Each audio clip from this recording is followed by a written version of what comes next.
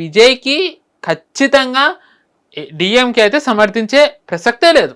And DMK సమర్థత తీసుకుంటే డిఎంకేది తీసుకున్నా ఏఐడిఎంకేది తీసుకున్నా విజయ్ ఒక సామాన్య రాజకీయ నేత కిందనే మిగిలిపోతాడు తప్ప ప్రత్యామ్నాయం కాదు. ఒక పావులు కదిపే పెద్ద లీడర్ గా అయితే కష్టం. ఎందుకంటే ప్రత్యామ్నాయం కావాలనుకున్న ఇప్పుడు కేజ్రీవాల్ కూడా బీజేపీ కాంగ్రెస్ కి ప్రత్యామ్నాయం అని 13లో కాంగ్రెస్ తోనే పొత్తు పెట్టేసుకున్నారు ఆయన.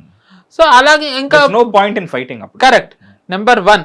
నెంబర్ 2, ఇప్పుడు ఆయనకి పొత్తు ఒకవేళ ఐయుఎంఎల్ కానివ్వండి, లేకపోతే సిపిఐ కానివ్వండి, లేకపోతే సిపిఎం కానివ్వండి, ప్రాంతీయ పార్టీలు ఏమన్నా వచ్చినా ఐయుఎంఎల్ వస్తే మైనారిటీ వాళ్ళకి చాలా అడుగుతారు. అంటే మరి విజయ్ గారు దానికి ఇవ్వాలి. సో అప్పుడు ఆయనకు అది చెడ్డ పేరు ఖచ్చితంగా వస్తుంది. దాని తర్వాత ఆయన కమ్యూనిస్టులు ఉంటే కనుక వాళ్ళు దేనికి ఒప్పుకోరు అసలు. వాళ్ళ మెయిన్ మోటోనే అది అభివృద్ధి జరగకూడదని. సో అండ్ విఎస్కే అదేమో ద్రవిడవాదం అని వాళ్ళది గురించి ఇంకా మళ్ళీ వద్దులేండి, కాంట్రవర్సీ అవుతుంది. సో ఇలాంటి టఫ్ అంటే ఒక కాంప్లికేటెడ్ అలయన్స్ విజయ్ ఫామ్ చేసుకోవాలి. అంటే ఆయనకున్న 2 ఆప్షన్స్ ఏంటి అంటే అయితే ఒక రాజీనామా చేసేసి మళ్ళీ ఎన్నికలకు వెళ్ళాలి, లేదు అంటే ఇలాంటి కాంప్లికేటెడ్ అలయన్స్ తోని ఆయన ప్రభుత్వాన్ని ఏర్పాటు చేసి 5 ఏళ్ళు మళ్ళీ తట్టుకోగలగాలి.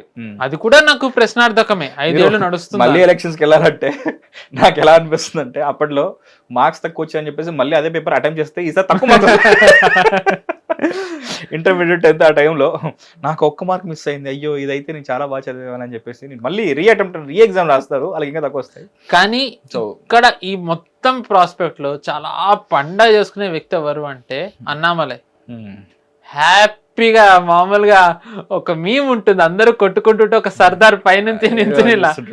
ఎందుకంటే విజయ్ చాలా సక్సెస్ఫుల్ గా ద్రవిడ పార్టీలది అస్తిత్వం లేకుండా చేసేసాడు. అన్నామలై ఏదైతే చేయాలనుకున్నాడో అది విజయ్ చేశాడు. అంటే చాలా మంది అంటారు అన్నామలైది దింపు ఉండాల్సింది, ఏఐడిఎంకేతో పొత్తు పెట్టుకోకుండా వీళ్ళు తప్పు చేశారు, బ్లండర్ అని. ఒక చిన్న హైపోథెటికల్ సిచ్యువేషన్ చెప్తా. అన్నామలైకి క్రేజ్ ఉన్నమాట వాస్తవమే, ఓకే అంతా ఫైన్. కానీ విజయ్ ముందు అన్నామలై అనే వ్యక్తి నిలబడగలడా?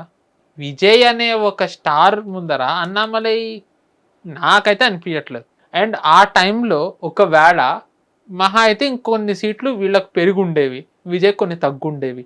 కానీ ఒకవేళ గనక ప్రభావవంతమైన ప్రదర్శన లేకుండా ఉన్నట్టయితే అన్నామలైది అది అక్కడ బీజేపీకి, దాని తర్వాత అన్నామలై భవిష్యత్తుకి అది ఒక పెద్ద ప్రాబ్లమే అవ్వడం కాకుండా ఏఐడిఎంకి ఇప్పుడున్న పరిస్థితికి వచ్చి ఉండేది కాదు. సో ఇప్పుడు విజయ్ ద్రవిడ పార్టీలని ఓ రకంగా వాళ్ళని బలహీనపరిచాడు. సో ఇప్పుడు ఈ పార్టీలున్నా వాళ్ళకి మొహం లేదు, పళనిస్వామి ఫెయిల్ అయ్యాడు. సో ఇప్పుడు బీజేపీ అన్నామలైని ఇప్పుడు ముందర పెట్టచ్చు. ఇప్పుడు 2 యువనేతలు ఒకవేళ విజయ్ ఎన్డీఏలోకి రాకుండా ఉంటే ఐ డోంట్ థింక్ ఎన్డీఏలోకి వస్తారని నాకు అనిపించట్లే అంటున్నా. ఒకవేళ విజయ్ వర్సెస్ అన్నామలై ఇప్పుడు అస్సలైన పోటీ ఉంటుంది. సో ఇది కరెక్ట్ టైం అన్నామలైని లాంచ్ చేయడానికి నాకు అనిపిస్తుంది. మరి కేంద్ర పెద్దలు ఏం ఆలోచన, వాళ్ళకి ఇంకా నాకంటే ఎక్కువ విషయం తెలుసు, వ్యవహారాలన్నీ వాళ్ళకి తెలుసు. బట్ నాకైతే నేను ఎందుకంటే చాలా తరచూ వింటున్నా అన్నామలైని దించి తప్పు చేశారు, తప్పించి తప్పు పని చేయలేదు, తప్పించి కాపాడారు, పార్టీని కాపాడారు, అన్నామలైని కాపాడారు. దీంతో 2 పార్టీలను విజయ్ ముంచేశాడు. సో ఇప్పుడు బీజేపీ ఎదుగుదలకు అక్కడ మంచి స్కోప్ ఉంది. ఈ లాజిక్ ఏదైతే ఉందో ఇది అర్థం కావట్లేదు ఎవరికి. అండ్ ఒకవేళ ఇప్పుడు వీళ్ళిద్దరే ఉన్నట్టయితే, విజయ్ కాంగ్రెస్తో ఉన్నట్టయితే ఖచ్చితంగా తర్వాత ఎన్నికల్లో విజయ్ గెలవాడు. ఒకవేళ అద్భుతం జరిగి 5 ఏళ్ళు నడిస్తే, నేను 5 ఏళ్ళ ముందే పడిపోతే గనక బీజేపీ ఎదిగే టైం ఎంత ఉంటుందో తెలియదు కాబట్టి నేను మాట్లాడట్లే. ఒకవేళ 5 ఏళ్ళు అద్భుతం జరిగి నడిస్తే మాత్రం కాంగ్రెస్ కమ్యూనిస్టులతో నుండి విజయ్ ప్రభుత్వాన్ని నడిపితే ఖచ్చితంగా వీళ్ళు రారు. నేను 7 ఏడాది ముందర యూపీ ఎన్నికలది నేను ప్రెడిక్షన్ చేయను, కానీ దీనిది అయితే ఇప్పుడే చేస్తున్నా. ఆ విజయ్ వచ్చే సమస్య లేదా, అన్నామలైకి మంచి భవిష్యత్తు ఉంటుంది. బట్ ఇప్పుడు తమిళ రాజకీయాలు ఇంట్రెస్టింగ్ అవుతాయి. మీరు ఎప్పటి నుంచే అడుగుతున్నారు విజయ్ గురించి మాట్లాడాలని. ఐ థాట్ ఇదే మంచి, ఎందుకంటే ఐ వాజ్ స్టన్డ్ వెన్ ఆయన ఎఫిడవిట్లో ఇవి చూసిన తర్వాత. సో చూద్దాం. ఐ థింక్ సో ఇక్కడ హిట్ టీవీ స్టూడియోలో కూర్చొని మనమే ఇంత అనలైజ్ చేస్తున్నప్పుడు యాక్టివ్గా రాజకీయాల్లో కూర్చున్న వాళ్ళకి ఈ థాట్ వచ్చిండదు అని కాదు, వాళ్ళకు కూడా వచ్చి ఉండొచ్చు. బట్ వాళ్ళు సరైన సమయం కోసం వేచి చూస్తుండొచ్చు. ఎందుకంటే ఆన్ నేషనల్ లెవెల్ బీజేపీలో ఎంతటి అనుభవజ్ఞులు ఉన్నారో మనకు తెలుసు, కాంగ్రెస్లో ఎంతమంది అనుభవజ్ఞులు ఉన్నారో తెలుసు, డిఎంకే ఐఐఎంకే వాళ్ళకి కూడా తెలుసు. లేనిది ఒక టీవీలోనే అంటే ఇండివిజువల్గా వాళ్ళకి అభ్యర్థులకు ఉండొచ్చు, కానీ పార్టీ పరంగా ఎంతమంది ఉన్నారో మనకు తెలియదు. ఉండడం వేరు, వాళ్ళది వినడం కూడా వినడం వేరు, అండ్ అది ప్రాక్టికల్గా అప్లై చేయడం వేరు, అది మళ్ళీ సక్సెస్ అవ్వడం వేరు, ఆ సక్సెస్ రేట్ని మళ్ళీ ఫ్యూచర్కి అందించడం వేరు. దాన్ని ఒక ఎగ్జాంపుల్ లాగా. సో వేచి చూద్దాం అక్కడ ఏం జరుగుతుందో.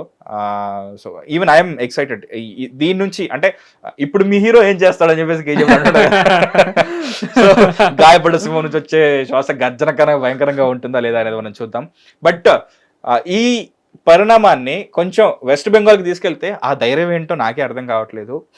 ఇక్కడేమో గవర్నమెంట్ ఫామ్ చేయడానికి అన్ని బలాలు ఉన్నా కానీ ఇతనికి కొంచెం చిన్న బలహీనత వల్ల తను ముందుకు రాలేకపోతున్నాడు. అక్కడ కంప్లీట్గా ఓడిపోయినా కూడా నేనే గెలిచాను, అసలు ఇది మీరు చేసింది అసలు సమవుజ్జితో సరైన యుద్ధమే కాదు, మళ్ళీ రీపోల్ పెట్టండి, రీ ఎలక్షన్ పెట్టండి, అది ఇదని చాలా చాలా చాలా హంగామా చేస్తున్నారు అక్కడ వెస్ట్ బెంగాల్లో మమతా బెనర్జీ.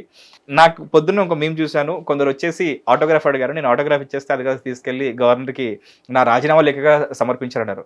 మీరు 15 ఏళ్ళు సీఎంగా ఎలా ఉన్నారమ్మా నాకైతే డౌట్ అనిపించింది.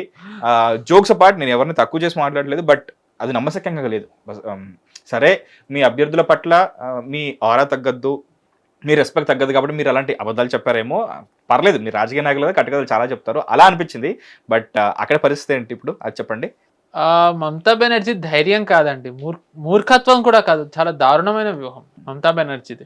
ఇప్పుడు శుభేందు అధికారి ఆయన అవును ఫార్మర్ ఐఏఎఫ్ ఆఫీసర్, ఆయన హత్యకు గురి, చనిపోయారు అనద్దు, హత్యకు గురి కాబట్టి. ఇది ఎంత తెలివైన అంటే, చాలా మంది ఆయన ఒక్కరిదే అంటున్నారు, ఇంకా కొన్ని 5-6 మర్డర్లు జరిగాయి. ఎంత అంటే నాకు లెక్క నేను రాసుకుంటుంటే నేనే కన్ఫ్యూజ్ అయిపోయి వదిలేసాను. ఇంకా అరే వద్దు, ఇంకా రాస్తే ఇంకా చెప్తే. ఇన్ఫాక్ట్ మనం లాస్ట్ టైం అనుకున్నాం ఏమని, ఏమాత్రం మారణ హోమం జరగకుండా జరిగిన ఎలక్షన్ ఇదే చరిత్రలో, సో దానికి చాలా సంతోషం వ్యక్తం చేసాం మనం కూడా. కానీ దాని తర్వాత జరుగుతాయని కూడా అన్నాను. ఎలక్షన్స్ ఇలా బలి కోరడం అనేది నాకు చాలా బాధ అనిపిస్తుంది. అంటే ఇక్కడ జరిగింది ఏంటంటే అది చెప్పే ముందర ఒక చిన్న లిస్ట్ చెప్తా. రోనిత్ రాయ్ అనే ఒక బీజేపీ కార్యకర్త జెండా కడుతున్నాడు ఎక్కడో. జెండా కడుతుంటే ఒక టీఎంసీ నేత కాల్పించేశాడు అతన్ని. అతను బంగ్లాదేశ్ పారిపోతుంటే పట్టుకున్నారు, బంగ్లాదేశ్. దాని తర్వాత ఒక ఎమ్మెల్యే అభ్యర్థి శర్మ అని ఆయన గెలిచారు, ఆయన బ్రదర్ని చంపేశారు. నిన్న రాత్రి ఒక టీఎంసీ కార్యకర్త బీజేపీ కార్యకర్తని కత్తితో పొడి చేశాడు. ఆ ప్యాటర్న్ సంజీ బీజేపీ వాళ్ళని లక్ష్యంగా చేసుకున్నారు. ఈసారి ఏంటి అంటే జనాల వైపు వెళ్ళట్లేదు, జనాలని అట్ ది సేమ్ టైం వాళ్ళని హెచ్చరిస్తున్నారు, మీరు పండగ అంత చేసుకుంటున్నారు కదా, అంత చేసుకోకుండా. ఇప్పుడు బీజేపీకి వచ్చే ఛాలెంజ్ ఏంటంటే, ఇంకా వీళ్ళు అధికారంలోకి రాలేదు, కానీ జనాలున్న భావోద్వేగం ఆగ్రహావేశాలతో వాళ్ళు అంత విచక్షణతో ఆలోచించాలి. ప్రభుత్వం లేదు ఇంకా వీళ్ళది. అండ్ ఇప్పుడు నిజానికి చెప్పాలి అంటే గనక ఐ థింక్ ఇది చేసి మమతా చాలా పెద్ద బ్లండర్ చేసింది. అభిషేక్ బెనర్జీ గతంలో ఎవరైతే ఐఏఎఫ్ ఆఫీసర్ అంటే శుభేందు అధికారి మనిషిని చంపేశారో, ఆయన పేరు చంద్రనాథ్ రత్. అభిషేక్ బెనర్జీ బహిరంగంగా అన్నాడు, ఈ రత్ని మీరు కాపాడుకోండి అంటే. ఈ రత్ని మీరు బహిరంగంగా చెప్పారు ఆయన. ఐ థింక్ ఇప్పుడు వచ్చే ప్రభుత్వం వీళ్ళని ఖచ్చితంగా స్పేర్ చేయదు, క్షమించదు. వీళ్ళు ఏమనుకున్నారంటే, ఇది జరిగే లోపు బీజేపీ కార్యకర్తల మీద గనక మనం ఈ దాడులు చేసినట్టయితే బీజేపీ కార్యకర్తలు రెచ్చిపోతారు, ప్రభుత్వం మన మీద చర్యలు తీసుకుంటే మనం అనడానికి ఉండదు. కానీ పార్టీ గనక వచ్చినట్టయితే మనం కూడా రెచ్చిపోవచ్చు. ఆల్రెడీ మీకు చెప్పాను, ఇంత కత్తులు దొరికాయి వాళ్ళ ఆఫీస్ నుంచి అని. నిన్న ఇంకొక ఆఫీస్ నుంచి బాంబులు దొరికాయి ముర్షిదాబాద్లో. అవునా? కరెక్ట్. వీళ్ళు ఎంతటి రాక్షసులు అంటే, రక్తం తాగే రాక్షసులు అంటే, టీఎంసీ ఆఫీస్లో తెల్ల చీరలు దొరికాయి. తెల్ల చీరలు ఎందుకు అంటే వాళ్ళు ఒక లిస్టు పెట్టుకున్నారు, బీజేపీ కార్యకర్తలు, అభ్యర్థులు, నేతలు అందరివి వాళ్ళ ఇళ్ళకి పంపడానికి. మిమ్మల్ని చంపుతాం, ఇంటి ఆడవాళ్ళకి ఇవి ఇవ్వండి అని. 2021 ఎన్నికల్లో అప్పుడు బెంగాల్లో హోటల్స్ అన్నీ బుక్ అయిపోయాయి. ఎవరు బుక్ చేశారో తెలుసా అండి? టీఎంసీ నేతలు హిందూ అమ్మాయిలనే సెలెక్ట్ చేసి రూముల్లోకి తీసుకెళ్ళి సామూహిక అత్యాచారం చేశారు. ఇప్పుడు ఇది 2021 తర్వాత హోటల్స్ బుక్ చేసేసారు, మాస్ బుకింగ్ హోటల్స్. కొన్ని చోట్ల వాళ్ళని నగ్నంగా రోడ్ల మీద తిప్పించారు. ఇంకొంతమంది అత్యాచారానికి గురైన వాళ్ళు వీళ్ళు మమ్మల్ని ఎక్కడ మళ్ళీ ఏం చేస్తారనని హిందూ ఆడవాళ్ళు బుర్కాలు వేసుకుని తిరిగారు పశ్చిమ బెంగాల్లో. ఇది బెంగాల్లో టీఎంసీ చేసిన పాలన. ఈ పాలన జనాలు కావాలనుకుని మళ్ళీ 2026లో గెలిపిద్దాం అనుకుంటే బీజేపీ వాళ్ళు రిగ్గింగులు చేసి గెలిపించారు. ఈ రాక్షసులను ఎవరు కోరుకుంటారు అసలు? నేను ఒక అనలిస్ట్గా నేను న్యూట్రల్గా ఉండాలంటే నేను అనలిస్ట్ అయినంత మాత్రం నేను న్యూట్రల్ ఉండాల్సిన అవసరం లేదు. దేశ హితం ఏదైతే ఉంటుందో నేను దాని వైపే ఉంటా. నాకు ఇప్పుడు దేశంలో మోదీ గారు ఉంటే మంచి జరుగుతుంది అనిపిస్తే నేను 100% ఖట్టర్ మోదీ సమర్థక్. నేను ఎవరు ఏమనుకున్నా నాకు సంబంధం లేదు. ఎందుకంటే మోదీ గారిని సమర్థించడానికి నా దగ్గర 100 కారణాలు ఉన్నాయి, రాహుల్ గాంధీని వ్యతిరేకించడానికి నా దగ్గర 1000 కారణాలు ఉన్నాయి. హిందూ ఆడవాళ్ళని మానభంగం చేసి అత్యాచారం చేస్తూ ఉంటే అక్కడ ఏ పార్టీకి పట్టలేదు.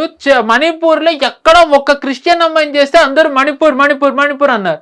అంటే దేశంలో హిందువుల మెజారిటీ, హిందూ ఆడవాళ్ళది ఏం జరిగినా ఎవరికి పట్టదు. హోటల్స్ లో బుక్ చేశారంటే ఆ దరిద్రులకు ఎంత ధైర్యం ఉండాలండి. దాని నుంచి కాపాడారని చెప్పి ఆ కోపంతో వాళ్ళు ఇప్పుడు ఏంటంటే హిందూస్ గనక, అందుకే మీరు చూసుకున్నట్టయితే గనక వెస్ట్రన్ మీడియా మొత్తం కూడా మీకు మొన్ననే చెప్పాను హిందూ నేషనలిస్ట్ అన్నారని. ఇప్పుడు చాలా రెగ్యులర్ కవరేజ్ జరుగుతుంది. వైలెన్స్ జరిగింది, పోస్ట్ పోల్ వైలెన్స్ అవుతుంది అని. ఇప్పుడు కనుక ఒకవేళ ఏమైనా తిరుగుబాటు జరిగితే బీజేపీ వాళ్ళ నుంచి వచ్చినట్టయితే సాబర్మతి రైట్స్ కింద క్రియేట్ చేద్దామని. నేను సాబర్మతి అని ఎందుకన్నానంటే గోద్రా రైట్స్ ఇంపార్టెంట్ కాదు, Sabarmati rights important. Sabarmati train లోని ఒక బోగిలో ఉన్న 58 మంది హిందువులని వ్యూహం ప్రకారం తలుపులన్నీ మూసేసి పెట్రోల్ పోసి కాల్చి చంపేశారు అయోధ్య వెళ్ళి వస్తూ ఉంటే.